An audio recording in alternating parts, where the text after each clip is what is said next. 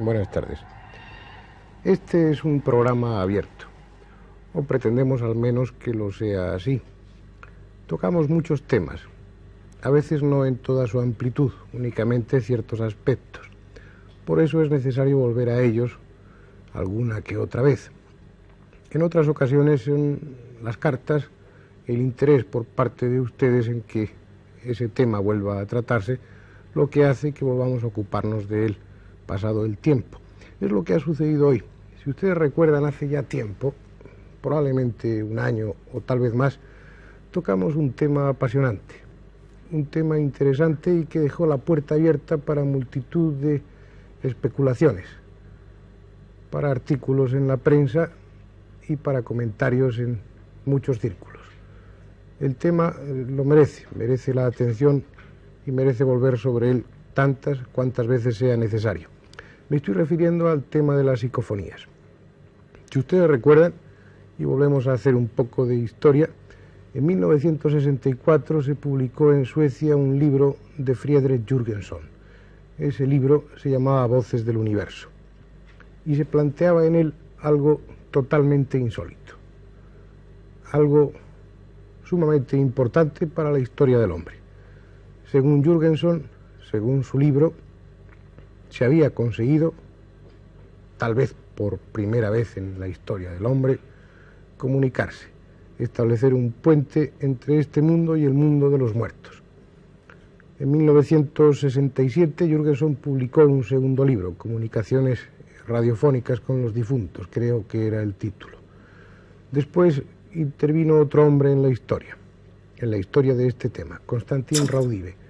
Él se puso en 1965 en contacto con Jürgenson y Raudive dedicó prácticamente su vida, su energía, su empeño al estudio de estas voces que posiblemente procedan del más allá, hasta tal punto que en muchos círculos las psicofonías se conocen con el nombre de voces de Raudive.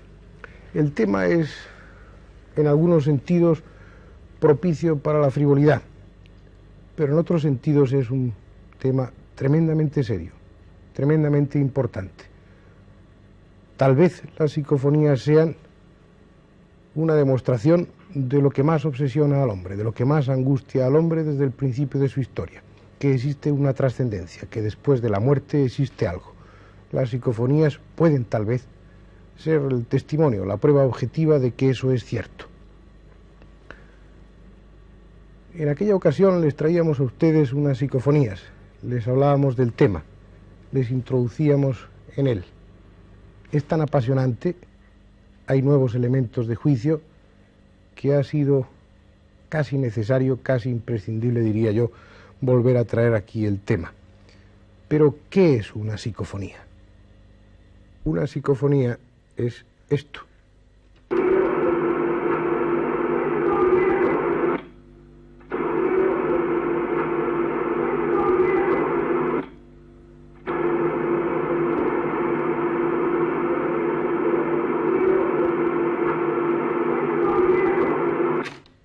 Como ustedes han oído, es una psicofonía dramática. Dice, tengo miedo. Está puesta 3 veces para que ustedes la oyeran mejor y distinguieran perfectamente la frase. Si recuerdan, es una psicofonía que ya utilizamos en otra ocasión. Hemos preferido comenzar con ella para ponerles en situación, para ponerles en ambiente. A Germán de Argumosa no hace falta presentarle. Hablar de psicofonías en este país obliga a hablar de don Germán de Argumosa. La primera vez que se habló de este tema fue en noviembre del año 1971 y fue él quien por primera vez habló de las psicofonías. Es una figura conocida en todos los congresos nacionales e internacionales de parapsicología y además de ser un buen amigo, es un hombre complaciente que no ha tenido inconveniente en venir aquí para someterse a unas preguntas, para tratar de dar un poco más de luz, y quién mejor que él, sobre este tema tan discutible y tan discutido. Germán de Argumosa, ¿qué es una psicofonía? La psicofonía es un fenómeno que se encuentra dentro del grupo de los que llamamos fenómenos telecinésicos. La psicofonía, como tú has dicho muy bien, Fernando, es un fenómeno extraordinario, Un fenómeno que ha llamado la atención de los parapsicólogos de todo el mundo, que a los físicos les interesa extraordinariamente. No olvidemos que se trata de un fenómeno parafísico y que, como dijo el físico Keller, Paul Keller, el descubrimiento de la psicofonía es mucho más importante que todo lo que hemos conseguido en física nuclear. Es un fenómeno que comenzó siendo sumamente discutido, pero sobre el cual hoy no hay la menor duda en cuanto a su realidad. Es un hecho cierto.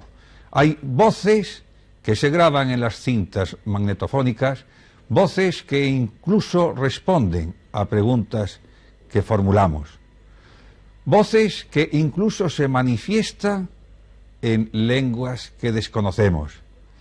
Y no solamente voces, también en ocasiones se graban extraños ruidos, a veces violentísimos, cuando precisamente la experiencia, todas estas experiencias, se están realizando en el más absoluto silencio.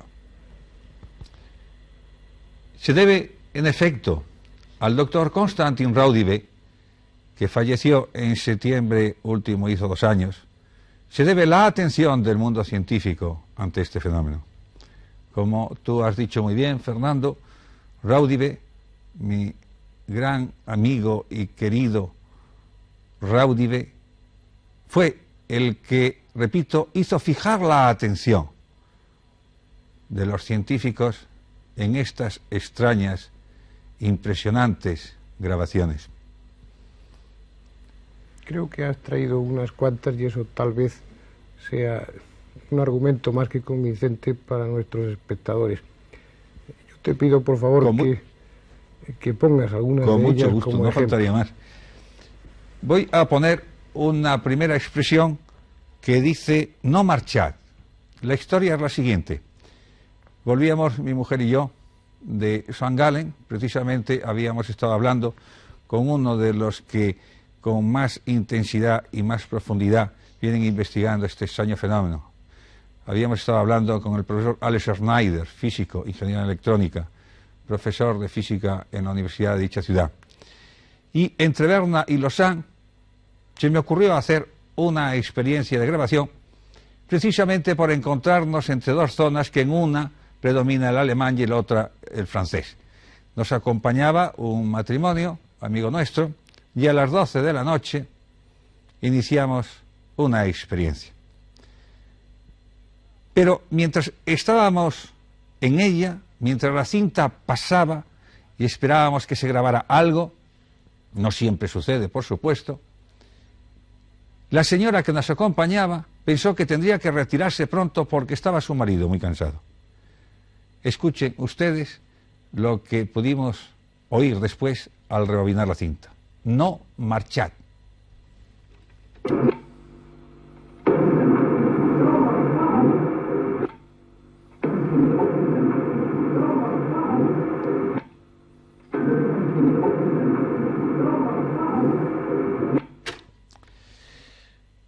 Evidentemente, esta señora, que ya conocía el fenómeno, no obstante, en aquella ocasión se quedó sumamente impresionada porque era la primera vez que efectuaba conmigo una experiencia de este tipo.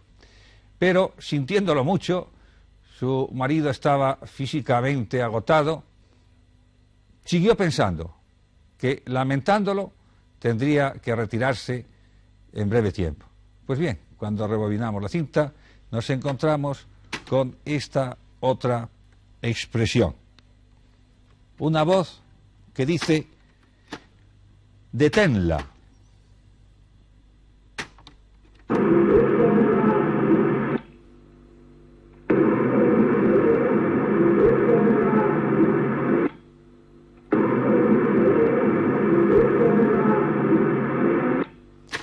He de subrayar que se trataba de respuestas a contenidos mentales de esta señora. Y por último, podrán oír ustedes una extraña grabación porque su contenido es el siguiente. Dios te hace caso. Evidentemente, Dios hace caso a todos los mortales, pero ¿por qué de una manera especial me va a hacer caso a mí? Por eso digo que se trata de una grabación, se trata de un extraño contenido. Escúchenla, por favor. Dios te hace caso.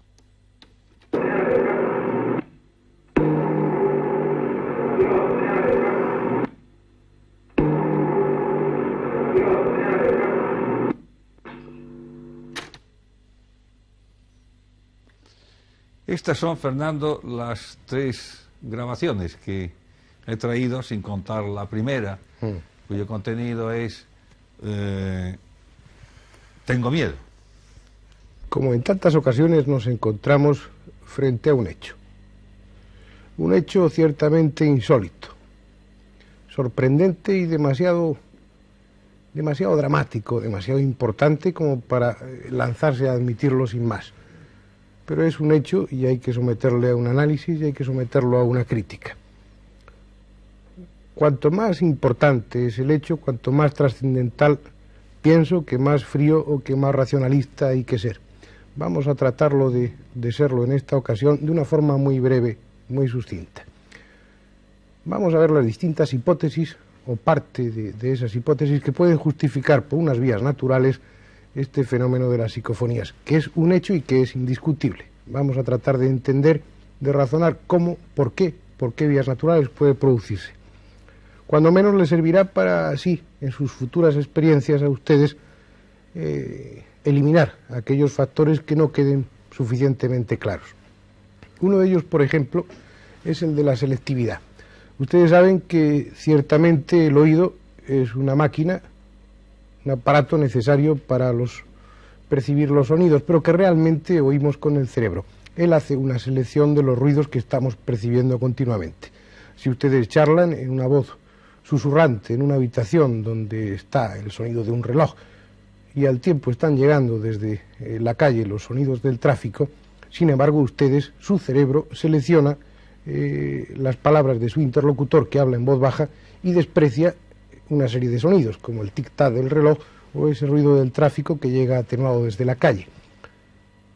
El micrófono de un aparato grabador no tiene esa selectividad. Él recoge todos los sonidos. Puede ser entonces que en el momento de escuchar la grabación ustedes escuchen una serie de sonidos en los que no se habían fijado y les dé la impresión de que son psicofonías.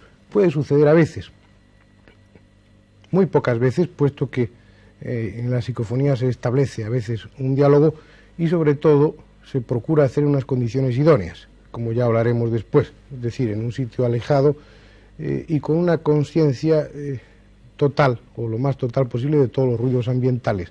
Además, la psicofonía, a pesar de todo, es algo distinto, se oye de una distinta forma. Hay otra hipótesis que es la de una ventriloquía inconsciente. Ustedes han visto a muchas personas que mientras están leyendo, aunque lo están haciendo para sí mismas, están moviendo los labios. Un grado más sería esa ventriloquía inconsciente. Muchas veces pensamos en una forma dialogada. Puede, y de hecho sucede, que estemos haciendo vibrar nuestras cuerdas vocales. Lo hagamos de una manera muy tenue, imperceptible. Apenas ese ruido, ese sonido trasciende de nuestra propia laringe. Sin embargo, con una serie de aparatos puede evidenciarse, puede objetivarse el fenómeno. Sucede, existe la ventriloquía inconsciente. Pero, y esta es la objeción, cuando se hacen este tipo de grabaciones, normalmente no se utilizan micrófonos sensibles o más sensibles que el oído. Se utilizan micrófonos convencionales que tienen un espectro de captación de sonidos bastante limitado. Habría que eliminar esa ventriloquía inconsciente que además existe en pocas personas, en muy pocas. Hay razones de tipo electrónico que pueden justificar que en una grabación interfieran algún tipo de ondas, yo lo he comprobado en algunas ocasiones, y se capte, por ejemplo, una emisora de radio si está suficientemente cerca. Lo que obtienen entonces no es una psicofonía, es parte de un programa de radio que se está emitiendo en ese momento, y la distinción es pues clara. Existe una hipótesis que es en la que se basan, en la que fundamentan sus argumentos generalmente los parapsicólogos, o los parapsicólogos racionalistas, o los parapsicólogos intolerantes, porque hoy en este momento podemos hablar ya de dos tipos de parapsicólogos.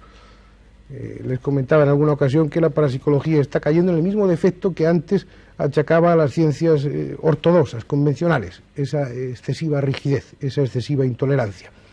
Los parapsicólogos, o algunos parapsicólogos, en su afán encomiable, loable en muchos sentidos, de hacer de la parapsicología una ciencia ortodoxa y aceptada por tanto en el seno de las ciencias clásicas, racionales, oficiales, está pecando en algunas ocasiones de esa excesiva intolerancia y de esa excesiva rigidez también, de esa falta de fantasía que es necesaria para llegar a los grandes descubrimientos.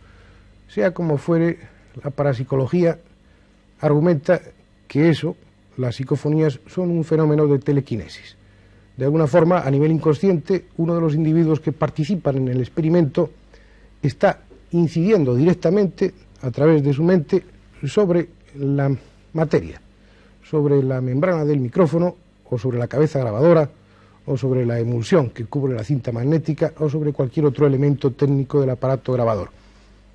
Bien, ciertamente eso es posible, pero si la parapsicología misma sabe que personas con capacidad telequinética demostrable hay muy pocas, ¿cómo admitir que un fenómeno tan frecuente como la psicofonía es tan fácilmente realizable evidencia una capacidad telequinética en la mayoría de las personas y además de una forma tan clara, tan rotunda, tan incuestionable como es a través de las psicofonías?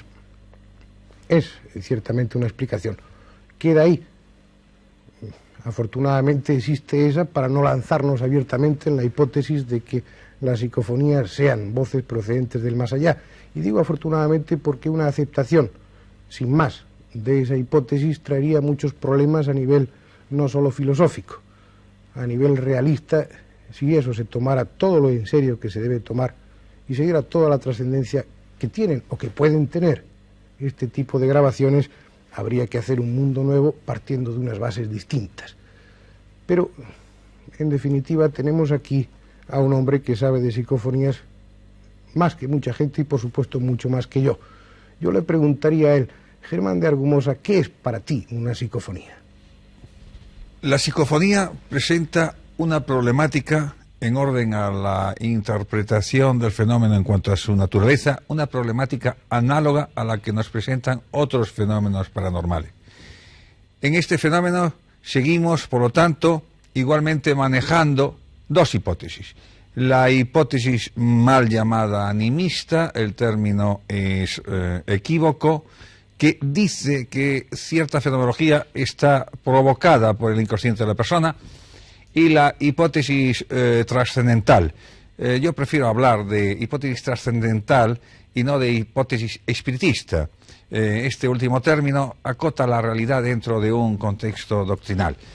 Por eso, repito, prefiero mencionar el término trascendental.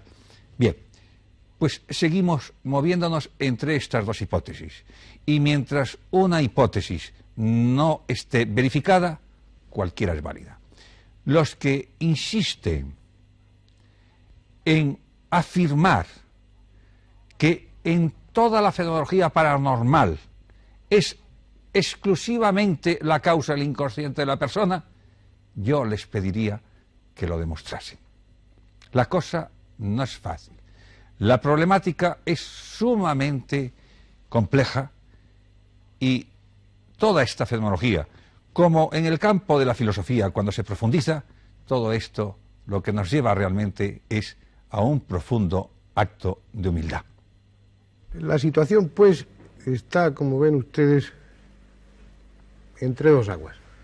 De una parte está una teoría, una hipótesis que hay que considerar, que es la hipótesis, en este caso vamos a llamar racionalista, que habla de un fenómeno PK, de un fenómeno de telequinesis, y luego una hipótesis trascendentalista, que habla que realmente se establece una comunicación con entes, vamos a decir, procedentes de otro plano. No señalamos que sean difuntos o no. Las psicofonías tampoco son totalmente demostrativas en este sentido, o al menos las que ustedes van a conseguir. Pero sí que las psicofonías pueden ser una de esas puertas, al igual que pasaba con la vasografía o con la ouija, que sirvan, tal vez, y siempre nos movemos en ese tal vez, que tanto nos censuran en ocasiones, tal vez sean una puerta, una ventana abierta a otro plano, a otro nivel distinto de la existencia. Puede ser. Lo que se trata, o lo que tratamos en este programa, es de que no importen o no cuenten lo que nosotros opinamos, sino en darles a ustedes los elementos de juicio, darles a ustedes, en este caso, los argumentos técnicos, para que sean ustedes mismos los que se comprometan, para que sean ustedes mismos los que no acepten la opinión ajena como una imposición que hay que aceptar o no aceptar, sino que sean ustedes mismos los que formen su propia opinión. Por eso, lo mejor para terminar el programa sería darles a ustedes unas normas sencillas, lo más simples, partiendo de que tengan un magnetofón normal de cassette, para que ustedes sean capaces de realizar este tipo de experiencias. Otra vez más, Germán de Argumosa será quien les diga a ustedes cómo poder intentarlo. En efecto, nada convence más como la propia experiencia. Son no cientos, miles de personas por todo el mundo las que están obteniendo estas grabaciones.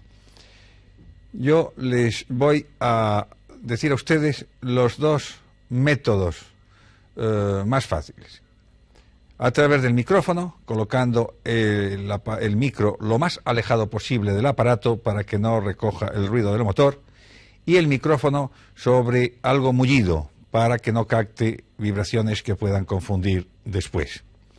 El volumen tiene que estar al máximo. El silencio total, absoluto. Es, por lo tanto, conveniente retirarse a un lugar en donde no haya ruidos. Y una actitud de seriedad ante el fenómeno. Porque en más de una experiencia, cuando la actitud ha sido frívola, el que se encontraba experimentando, luego oyó algo que le resultó sumamente desagradable. Para evitarles a ustedes una sorpresa de este tipo, nada grata por cierto, les aconsejo que si se deciden hacer estas experiencias psicofónicas, las hagan con toda la seriedad que el fenómeno merece. Y si en algún momento estas psicofonías les producen temor, mi consejo es que dejen de realizarlas, porque no hay término medio. O no producen miedo alguno, o producen pavor. Así pues, para terminar, les insisto una vez más, un aparato magnetofónico cualquiera, uno convencional de cassette vale, un sitio, un lugar lo más silencioso posible, el micrófono lo más alejado posible también del aparato para así no captar el ruido del motor de arrastre, como decía Germán de Argumosa, el volumen al máximo y empezar a grabar. O bien dejan el aparato abierto grabando y luego al cabo de unos minutos rebobinan y escuchan, o bien ustedes hacen preguntas como si estuvieran hablando con algún interlocutor al que desconocen y no ven, y dejando un espacio vacío en silencio para que haya lugar para la respuesta. Cuando ustedes rebobinen y escuchen, si se ha grabado una psicofonía, es muy difícil en un principio de entender. Suele ser un ruido, una voz metálica, rápida, y es preciso rebobinar y escuchar varias veces. Si son varios los que participan, no se comuniquen entre sí qué es lo que les ha parecido oír. Cada uno de ustedes apunten qué es lo que les ha parecido escuchar. Una vez después cotejan esos resultados y podrán estar más cerca de la realidad, porque el ruido es tan confuso a veces, ese sonido, esas voces son a veces tan poco inteligibles, que si uno de ellos, de los participantes, dice, ha dicho tal cosa, va a inducir, va a sugestionar a los demás que participan en el experimento en que oigan esa misma cosa. Lo mejor es que lo hagan de una forma personal y apunten lo que han creído escuchar. Eso es todo. En definitiva, insisto en que esto es lo que busca o trata de buscar el programa en todas las ocasiones o siempre que es posible. Lo que pretendemos es que ustedes, en este caso concreto, sean los que decidan si esas voces vienen de aquí o vienen del más allá.